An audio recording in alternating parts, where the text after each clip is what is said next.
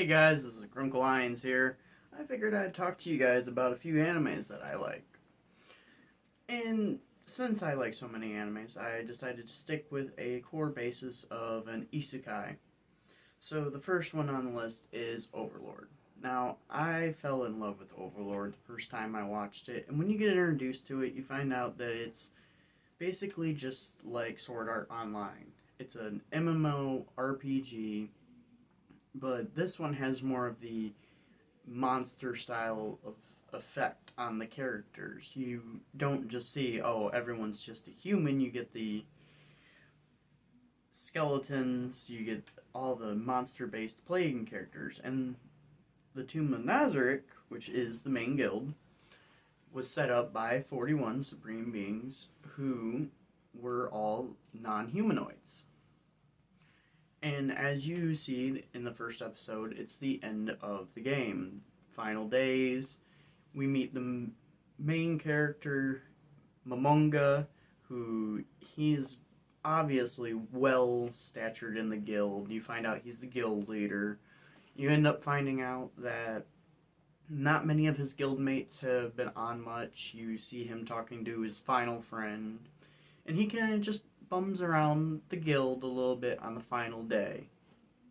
Not really trying to do too much, being he feels alone. But then as he sits there and changes Albedo's settings from being a, as worded in the show, a bitch, to loving Momonga, he sat there and waited for the time to go out. And then it went to 0. And then it started to count upwards, which to him didn't make sense. He couldn't understand why it would start counting up. Did they push back the date? What was going on? And that's when he realized the game had changed around him. He could smell, he could see things, he could feel things.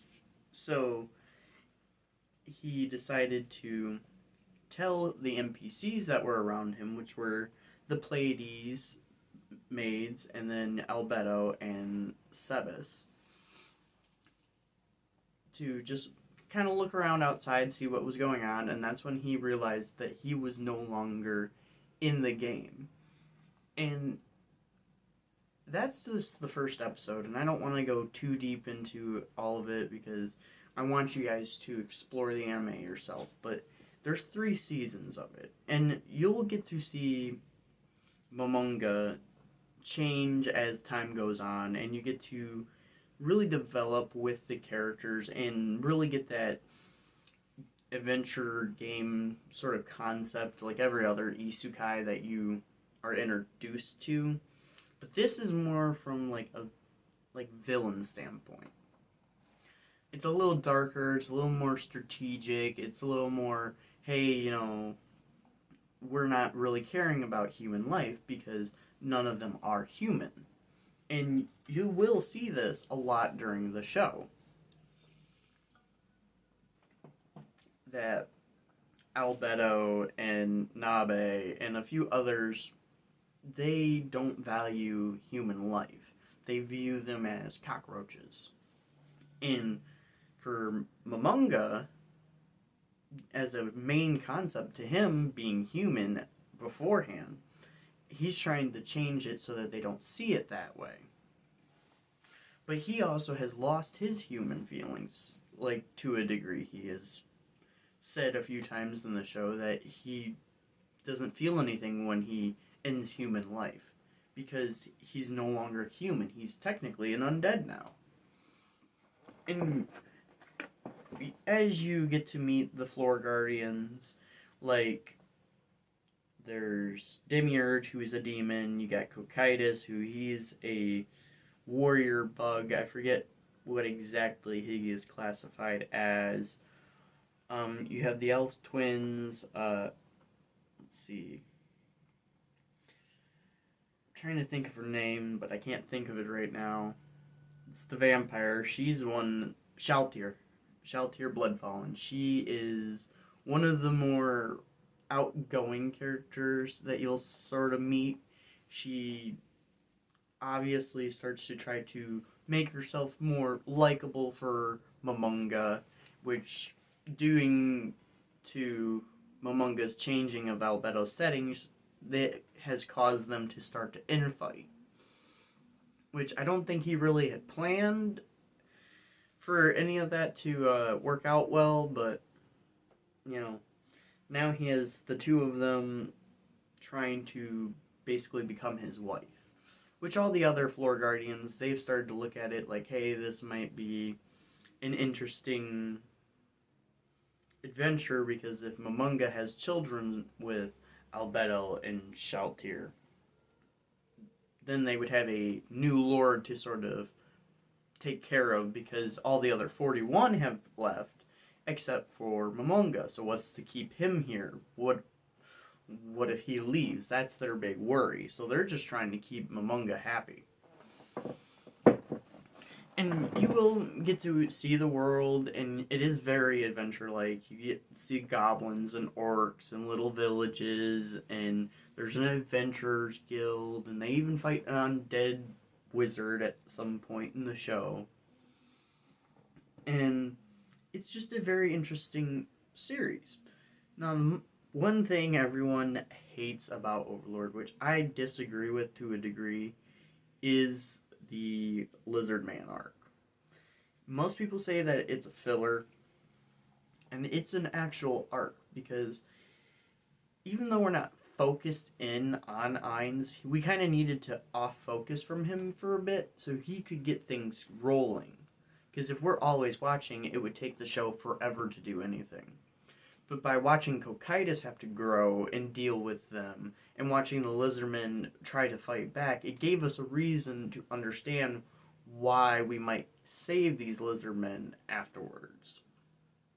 And why I personally think Momonga realized that due to the fact they're willing to try to survive, and they are a beastman species, they could go much farther than most humans. As seen in this world, not many humans have gotten very far, compared to like Ainz, who is such a high level that he could basically one-shot or kill anyone, and does so many times in the show. Oh, sorry, need a drink. Now, of course, I think that the Lizard Man arc could have been done better. I think, honestly, there could have been a little less diving into all the smaller Lizard Man groups and just kind of focused it in more. Instead of going to like 5 different groups, maybe focus it into like 3 groups. And really emphasize on the battle beforehand and after. Like, that would have been way more interesting to give Cocytus more of a fight against the Lizardmen. But in reality, we couldn't have that because the Lizardmen were just so much weaker. I mean, he outright was sorry he couldn't use 4 weapons against them. Their weapons couldn't even touch him. And it was truly sad for the Lizardmen. But they got brought back, which was good for them. But then it ended up tying things very deeply with the Lizardman to Momonga. And the one lizard village chief was basically a spy against her fellow lizards. And that was probably going to cause a lot of issues in her mindset later. Now, one of my favorite parts of the show, I would have to say, is at the village. When you see that they're looking for the Ainzul Gon, which Momonga had changed his name to, based off of the staff. And they were trying to find out who he was, what was going on. So they went to the first village he was involved with, which had monsters. Well, as the prince was attacking it, they all tried to escape. And as they were trying to escape, she blew her second horn. Which you will see the horn earlier on. As I said, I'm not trying to really dive too much into it. I'm just hitting key facts to try to get you interested into Overlord, because it is a good anime. Now, when she blew that second horn, it was amazing. Like, when I seen her do that, I jumped out of bed. I was awestruck by the scene I was seeing as the prince was being destroyed by what she had done. And I'm not gonna say what had happened. I mean, there's probably, if you're listening to me, you probably either heard something, or if you're listening to me about talking about this anime for the first time, you're gonna want to really understand just by watching the scene what was going on and why Momonga Ainz jumped up in surprise and shock at what she'd done, because it made no sense for the item. Which I always laugh at, because it's that concept like, oh, the better you are with something, the stronger you can do with it. Now, that's all I'm going to really speak about Overlord, because it is a good anime and I want you guys to delve into it. Now, there is a couple other animes, and one of them is The Time I Got Reincarnated as a Slime. I imagine most people have watched this or heard of it, but I generally like it because it took the reincarnation route, but it made it so it was kind of funny because you become the weakest possible creature in game to realistically find out that a slime could, if it had the time and the ability and the thought power, become the strongest creature in game, which is a really scary thought. But as we get introduced to the show, we see that he had gotten stabbed. And then he had basically wished for a bunch of things when he was being reincarnated, which aligned him with a slime. To never get cold, to never feel heat, like a whole bunch of resistant level stuff. And then he just milled around, and then he ended up learning how to gain sight through his slime form when talking to a dragon, and he was in this little dungeon. And when he met his dragon, he ended up taking on the name Rimuru Tempest and absorbing the dragon into him to break a seal that was placed on the dragon. And in doing so, that took the dragon's magic basically off the board, which instantly had started a whole chain of events in the show. So then you just see Rimuru, now that he learned how to see and he's sort of learning how to use his skill, just clear monsters, eat everything he can. He absorbs everything. He's talking to his like inner monologue, like game lady, and like really into her in the sense of like, hey, you know, explain more, tell me this, what's this? And then he eventually ends up getting out of the cave and going to a little village of goblins, and he ends up getting the ability to like name them due to the dragon.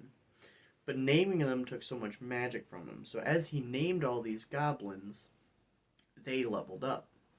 In a sense, they went from being just these little like 2-3 foot goblins to being like 5-6 foot goblins. Like the little village chief. I mean, the dude was like a scraggly old dude. I mean, he was barely even able to like walk. I mean, that's what the village goblin chief looked like.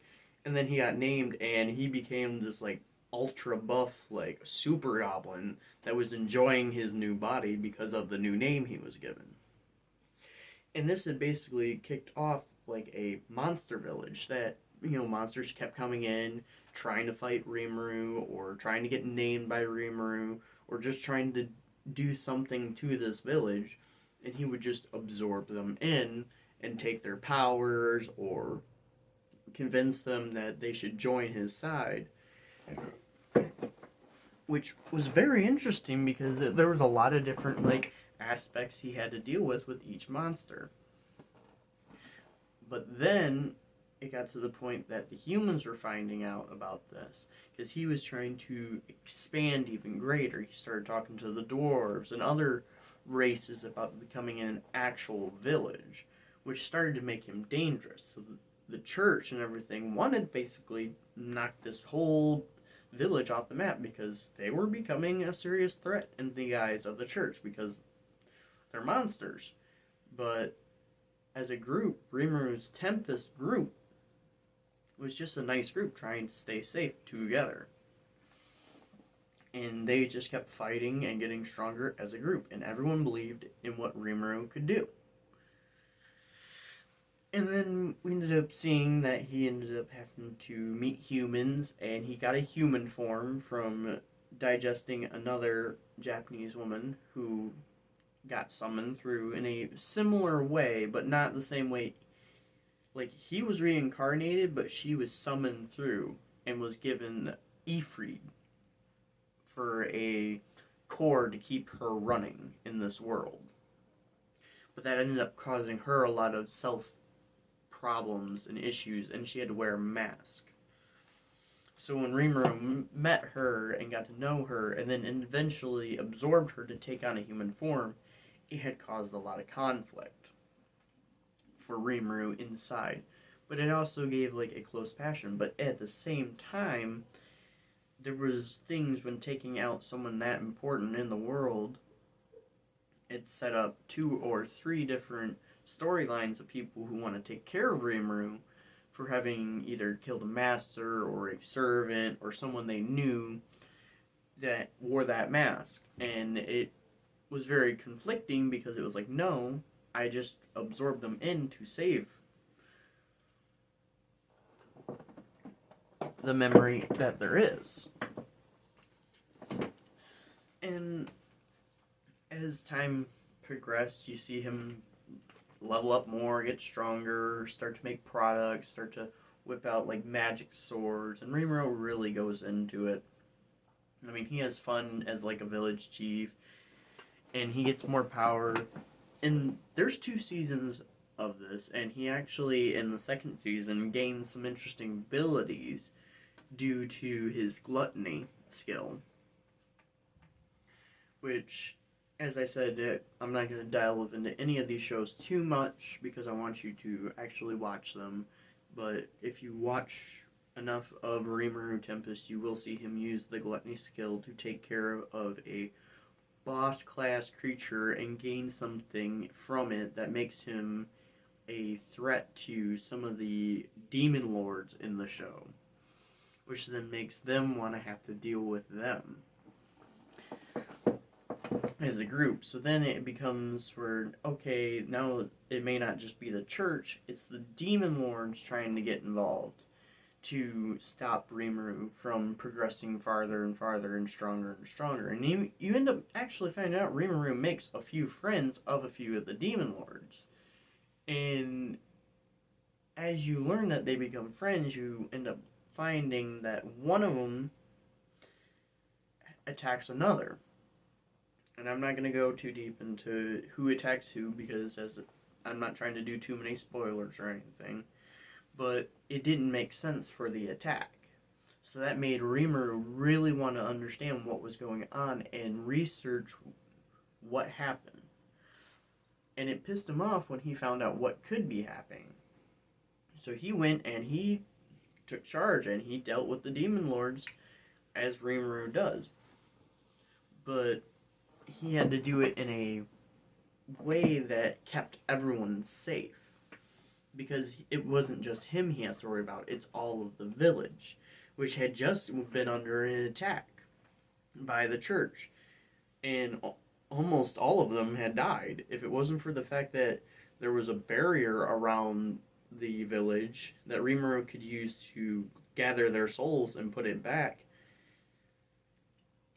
he would have lost a lot of his friends. So they're not even fully up to strength right now.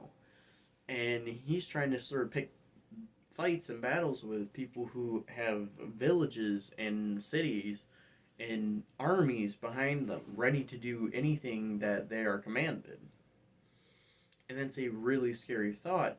And Rimuru doesn't know if he's going to win the battle. And that's where I'm going to leave it on being reincarnated as a slime, because I want you guys to really delve into it. It's a good anime.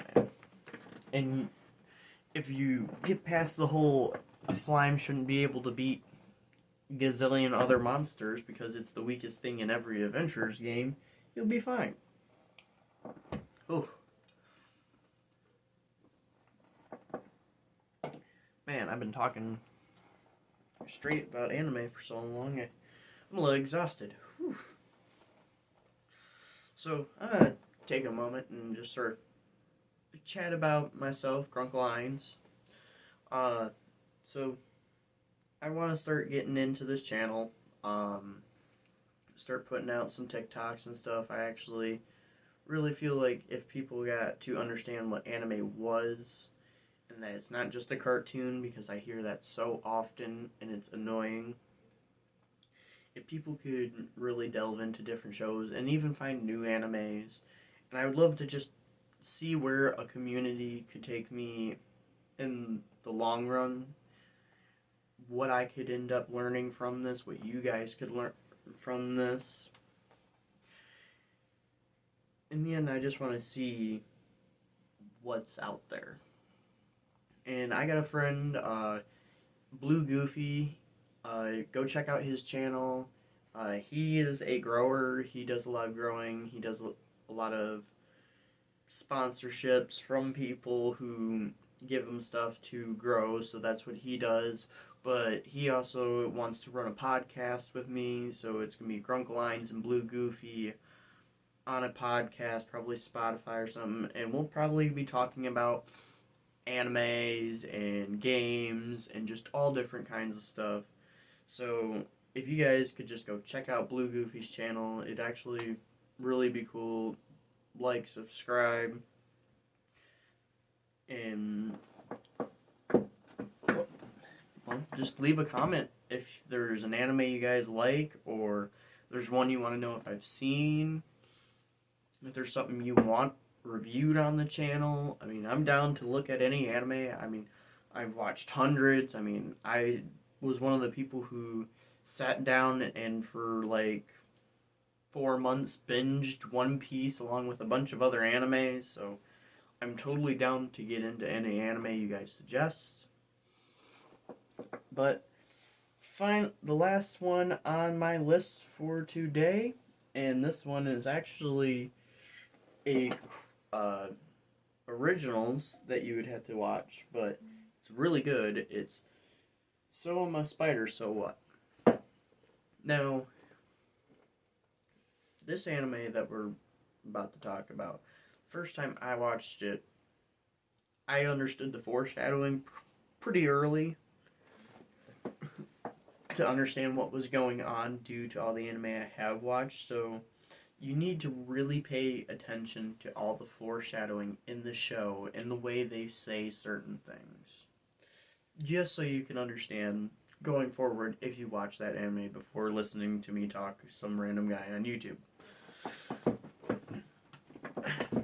Now, when I watched this anime, the first episode, it's just kind of like, okay, it's bland. You don't really get to see the characters' faces from their past life. Like, you get maybe like 2-3 minutes screen time before they're all just obliterated. And they're all reincarnated. And the first person that we focus on is reincarnated as a spider. Now, I thought being reincarnated as a slime was pretty bad, but seeing Hiro reincarnated as a spider was awful. Like, just a tiny little spider, can't do much. You end up finding out that there's a ton of cannibalism around. The mother spider basically is eating her children like finger food. So she basically just runs off trying to make her own living. And it doesn't work out. So she ends up eating one of her siblings. And that gives her a taboo level 1. Along with a bunch of other titles. Now, we don't understand what that taboo level 1 means. But this does give our main character, Hiro, an understanding that she is in a almost RPG-like world. She's a spider, and she's very weak. So she goes and she starts webbing and killing, and the first thing she goes for in her web is a frog. And the frog messes her up. I mean, burns half her face, and the only advantage that she had was the fact that she had poison fangs. So she could just kept sinking her poison fangs in, getting up, trying to fight, and eventually would kill the frog. And after enough times, when Hero leveled up, found out that when you level up, you instantly heal all wounds. So could see again, could do all that. But then one of her traps caught a human. And the human basically just burned down the webs and left a big egg. Didn't understand what the big egg was about.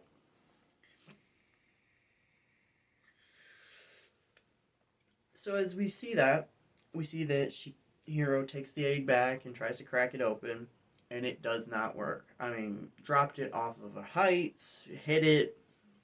It was a hard egg. Now the first skill Hero got was the appraisal skill.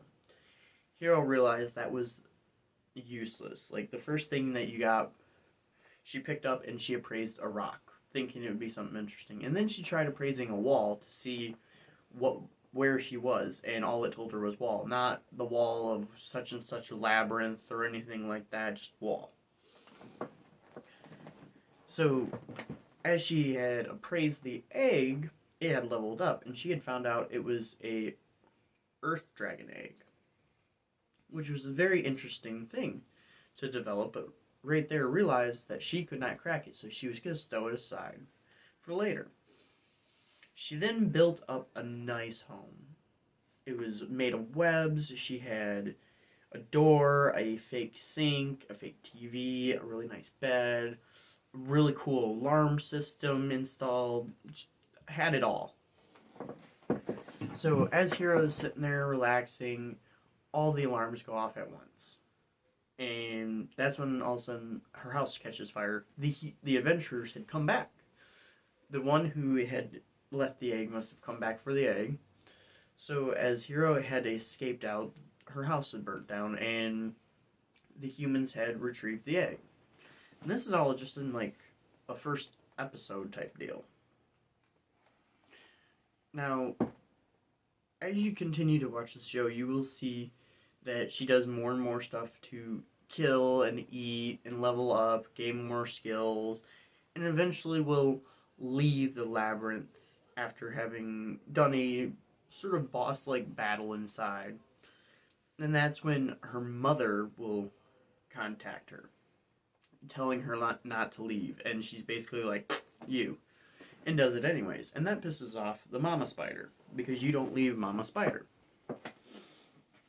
So as you watch the show, you'll see that it's all very fight-based, because she doesn't really know how to communicate with people. And all the people are seeing is just this ugly spider. Because what they didn't really clarify early in the show is that despite her looking different from all the other spiders, she looks exactly the same as all of them. Because it was just more for viewer expectation of like, oh, this is different from this one. Okay, now I understand why this one is this one. So it's not like, oh, that spider looks so friendly. Why are you scared of it? No, this thing looks like a nightmare. And that is actually the name that they gave her. In the show, All the Adventures is a nightmare. So as you see her level up and fight her mother and try to do more interesting stuff just to like feed herself and level up, you end up finding out there's a lot more to the world, and that she's a part of a class. Early on you find this out, but you find out that there's a class out there looking for her, and there's a class of people that are adventurers who basically took places of high nobles and high-ranking officials. And we don't understand why they took on all these high standards, but they did. Like their teacher. Their teacher took the spot of the daughter of a elf village leader. And in taking that spot, she had become basically a student herself along with her students, but she was still a teacher. So it had given a very interesting concept to them. but they didn't know what had happened to Hiro. So, going back to Hiro, she just went and did all kinds of different things, learning new skills, fighting different versions of her brethren. And as she fought the different versions, she was realizing that Mom would never stop. So, one of her skills that she had gained had basically given her this mindset of having like 2 or 3 of her inside her head doing different things, which had helped her casting spells and studying and different things like that. Well, a couple of them had gone off into Mom's side and was attacking Mom mentally. And it became this whole concept that we needed to destroy Mom mentally in order to win. And it wasn't working how they were thinking because Mom was showing no pain, no nothing, just sort of sitting there. And that's what really sets the tone of the show is like you got a daughter, in a sense, fighting a mother. And it's like, I'm going to beat you or you're going to kill me. That is how this is going to work because the Mama Spider is huge compared to everyone. I mean, if Mama Spider would have fought some of the bigger boss style people in the labyrinth, she would have easily killed them without even trying. It was just merely that she was too lazy. But now that Hiro had upset her, she was ready to kill Hiro and was not going to stop and was going to keep sending wave after wave of her children.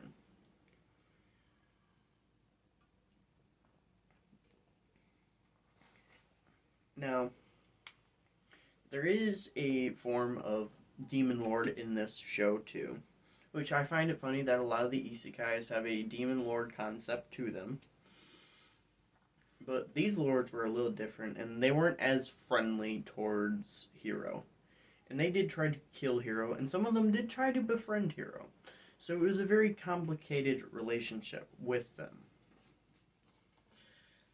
Now, I think if you guys really want me to delve into any of these shows like really hard, put it in the comments. But otherwise, I think I'm going to leave it at that. I want you guys to, check those animes out. Let me know what you think. I'm going to be uploading more videos with different concepts. Just see what kind of feels right for this channel. So, as always, and future notice, like, subscribe. This is Grunkle Line signing out.